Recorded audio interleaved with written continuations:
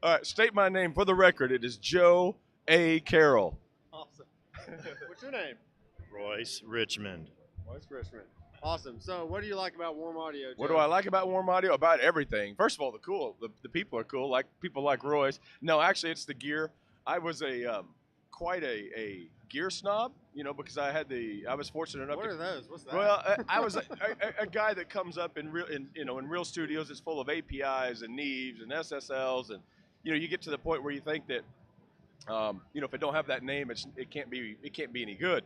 And basically, I tried their 1176 kind of on a whim. I was shopping with my wife. Got tired of being at that store looking at purses, so I walked next door to Guitar Center, Sam Ash, whatever it was. Yeah, exactly. And they had a sale going on, and I'd seen it, the 1176. I thought, man, I know it looks like it, but it can't sound like it for $600 or whatever it is that they charge. There's no way, right? Because the the real one is $2,000. Brought it to the studio the next day where we had two actual, Uris, plugged it in side by side, and it was like, oh my God, this does the exact same thing. And it was like a paradigm shift. I'm proud to be a recovered gear snob. I mean, if the ears can't tell, it doesn't matter what the that's true. Yeah, I have more outboard gear than I would ever have had otherwise, because now I've got a stereo pair of their Pultecs, which I've been a Pultec fan for years, but never thought I'd drop $8,000 for a stereo pair. Right. I mean, not that they aren't great, not that I didn't want to. So what do we have over here? Well, this is their new Neve clone stuff. Copy, I guess is the right word. A 1073. They have it. You can get it in just the preamp form, but if you want the EQ, you can get it in a single channel or a double channel. And same with the non-EQ version, single channel or double channel. I've got 3 channels of this. They sent me the prototypes when they were working on it, because I had 4. The room I was renting at that time had 4 vintage 1073s pulled out of an old console, so I could try side by side, before they mass produced it. And as well as the studio next to me had one of the other, big name copies. Probably shouldn't even say which one it is. We're not gonna go there. Oh, okay, yeah. There's no need to. But so I could try it side by side, and it was that exact same big, fluffy, impressive. Everything you plug in sounds a bit bigger. It did the exact same thing, and now, instead of, those vintage modules I had, or that I rented, were worth $6,000 on the low end, because they're from a '70s console, and the other copy that we were trying from the that all you guys know which one I'm talking about is it's either $3,000 or $3,500. So it seemed like a bargain because it was half the value of the original, right? And then these guys come out, and all of a sudden it's like, this is the same thing, and it's even a third of that. It's just a no-brainer. I've got 3 of them, and I can't wait till I can afford to have about 8 of them, because I'll do it. They're that good. They're that good. Right. And I use their, really one of my favorite pieces from them is their WA412, which is right. Yeah, I don't know if you want to walk over here. Yeah. This guy. I'm a huge fan of this guy. I have 2 of them. If I were to get something, it would be that. Yeah, because it's just all compact. It's very simple. Yeah. It kind of provides everything you would need. Yeah, it's amazing. I've got guys, you know what this emulates. 4 channels in one. Right. It's basically an 03-312 circuit. And I've got the original, as well as the 500 series modules that everybody knows about that the other company makes.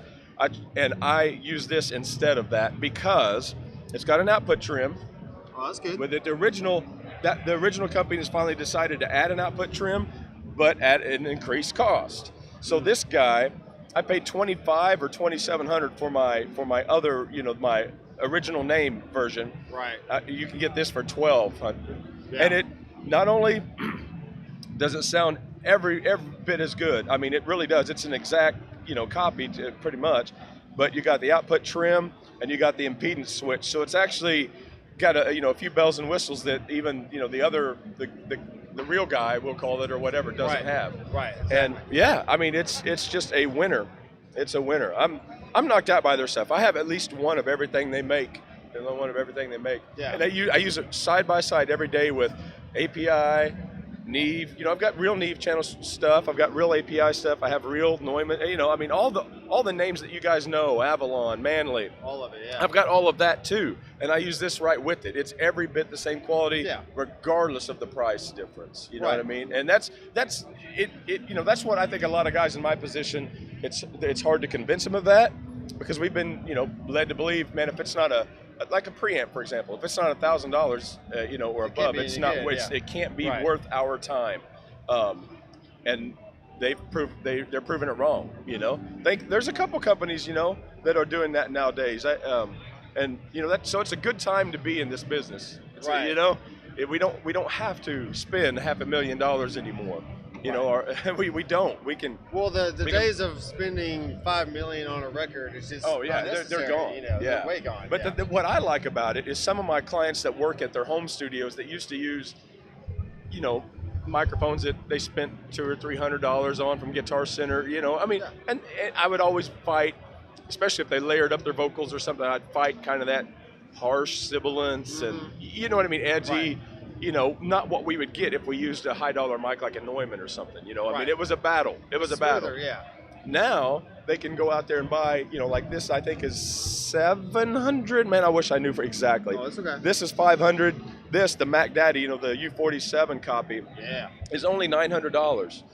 Guys, I'm telling you, I cannot tell you enough of how accurate of a copy that is to a U47, and it's $900. So now I have clients in their home studios that can do their finished vocals. You know, they can record in a great room or whatever, but they can do some of their overdubs at home on gear that's worth doing it on. Right. And it sounds like a record. So for me, who has just a very small selection of microphones, if I were just to want like one mic to do vocals, guitar amps, you know, just one mic to do everything, which one would you think? Ooh, would be great? That is tough, but well, first of all, I'm going to go with one of these two. Yeah. I know you think, well, why isn't he talking about that guy? Well, I mean, that's not it's more of a vocal specialist. I mean, it's great at a lot of things, don't get me wrong, but these two guys are, you know, this is emulating a U87 from Neumann, and it's the old voicing of the Neumann U87, the original from the 70s, not the new AI, which most everybody, you know, that knows, that's ever had them side by side, knows the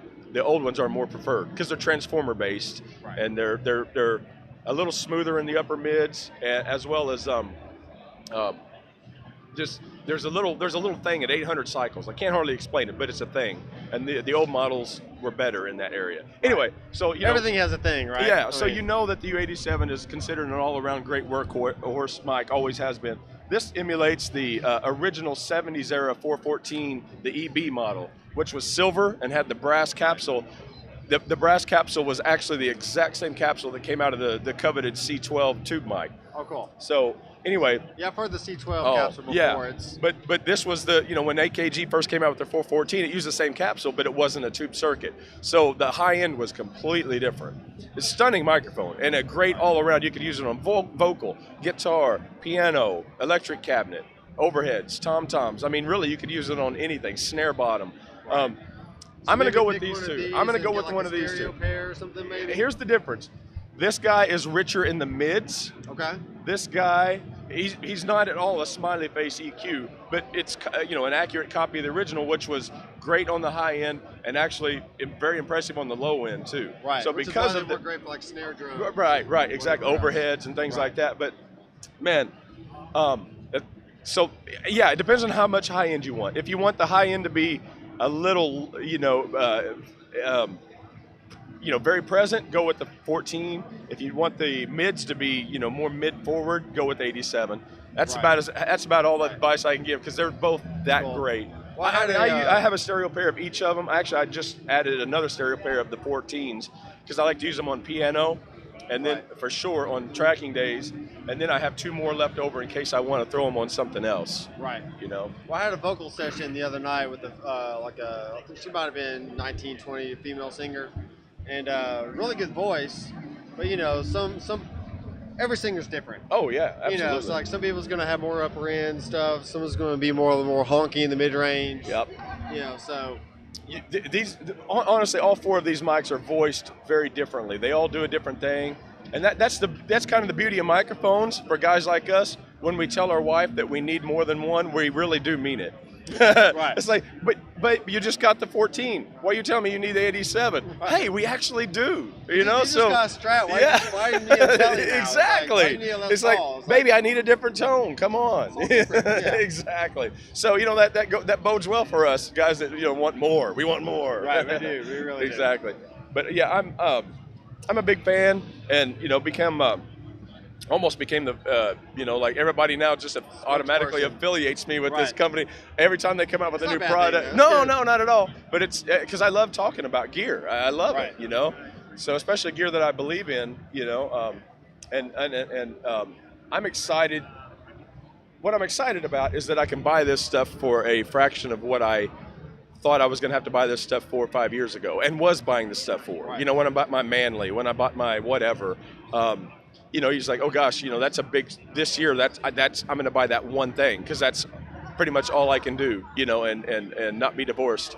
So, and now you can get, 3 or 4 pieces a year or whatever, depending on what your annual budget is, Right. So it's legit. You don't have to feel like you have second best just because it costs, $600 instead of $1,200 or whatever. You're getting an actual studio quality piece that is capable of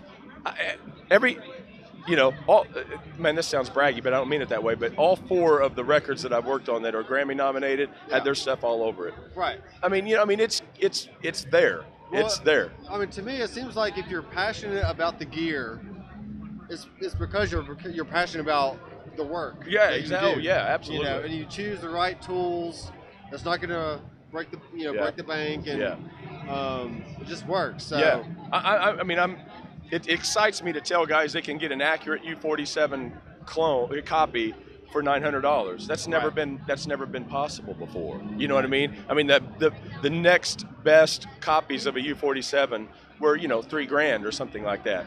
And a lot of guys can't do that. And I know even 900s is a stretch for a lot of guys. Well, it's not but bad, that's a whole different ballpark. And I've had this. They sent me the prototype, and I had it side by side with 2 different U47s, and I'm telling you, it's there. It is there. It does the exact same thing. As close as you can. Even 40. What? It's funny, as we were testing, we noticed even the difference in 47s, actual U47s. Right. You're talking about technology from the 50s. Yeah. Mic to mic to mic to mic. They differed. Yeah. Else, yeah. Has some capacitor been changed? Right. That changed the high end by 2 dB or something, and that's a legit thing. You know what I mean? So this stuff is as accurate, as anything can be. So when you go online and you see some of these people talking about, well, I tried their 87 versus, this one at this studio or whatever, and theirs had more top end or theirs had less top end or whatever. That they're not wrong. They're not lying. They're right. You know what I mean? But it's because of the nature of gear that's 40, 50, sometimes even 60 years old now, that the tolerances were different. Components have changed and aged. Did it live in a smoke-filled studio for 30 years? Did it not? You know what I mean? There's a lot to think about why that product sounds the way it sounds now. So anytime you're in the copy market, when you're talking about companies like Warm or anybody else that makes, reissues of classic gear, that's going to be a thing where people say, hey, when I tested it, it was a little different than the original in this form or another. And then you can read another guy's thread and it be the exact opposite. Mine had less top end. You know what I mean? But it's captures the vibe of all that stuff very accurately. And that's exciting. So here's the question of the day. So if you were stranded on a desert island, which microphone of Warm Audio would you choose? Me personally, considering if you had electricity and you could actually plug on that desert island, it was very well equipped, right? There's a resort and everything, The 14. All right. Yeah, and that's only $500. Yeah, that's the sleeper. The same thing. That is the sleeper of their product line. It is that good. Everybody, I use it in studios and big name, guitars players that have had everything in the world thrown at them. I'm talking about microphones that are $5,000, and I plug this guy in there like, what is this? I'll tell them, that's a copy of the silver, because they've all had that microphone too, and they're like, that's the thing. Has a pair of the original. Yeah, those are treasures. He adores them. It's like they are. You can put them. You can literally put them on anything. Yeah. There's only a handful of microphones. There's microphones that are great at certain things. but there's only a handful of models like the 414 from AKG, the U87 from Neumann, stuff like that, or anything that copies those that are, you can literally put on virtually almost anything and make a record of it. Yeah. You know what I mean? 'Cause I'm thinking I could take a pair of this mic and then sell off some other mics I have and like just use that. Yeah. Like if I need to have if I had a vocal session, I could use one of those. If I had a acoustic guitar, I could just use like a stereo pair. Right. Do like an XY thing or a space pair or whatever. Yeah. I could use it for whatever. Yeah, so. they're amazing. I use them on piano, on the biggest names in Nashville. Gordon Moat. I play. He was at my studio 2 days ago. That was. I saw you here. You were doing like the Brent Mason. Yeah, Brent Mason was there. Like, oh, jeez. Brent Mason. You know what his guitar was through? One of these, the 412, and he absolutely loved it. The Brent Mason, not Brent Mason, the Brent Mason. He's here, by the way. Yeah, he'll be here. Yeah. He's doing a thing at 2 o'clock over at the Wampler booth. He's a. I make sure I put a reminder in my calendar so we could. I'll remember. It's like he literally is one of the best guitar players on the planet. Yeah. It's not hype. Those of us that get to work with him are blessed enough, lucky enough to get to work with him and see what he does all day, every day. It's impressive. But of course, all these guys are. These guys that are that actually play on records all day, every day. Actual records. There's a reason why they're in those chairs. Oh, yeah. They are monsters, absolute monsters. But yeah, I use this stuff all the time. Very proud to and recommend it to other people because I believe they'll all love it as much as I do. Very cool. Well, this has been Joe Carrell at the Warm Audio booth, Summer NAMM 2018. I'll see you guys later. Keep rocking. Hey. Wait a second. Before you go, be sure to check out the description down below. There's a lot of really cool links. And definitely be sure to check out my website, drmcfarlandstudios.com. See ya.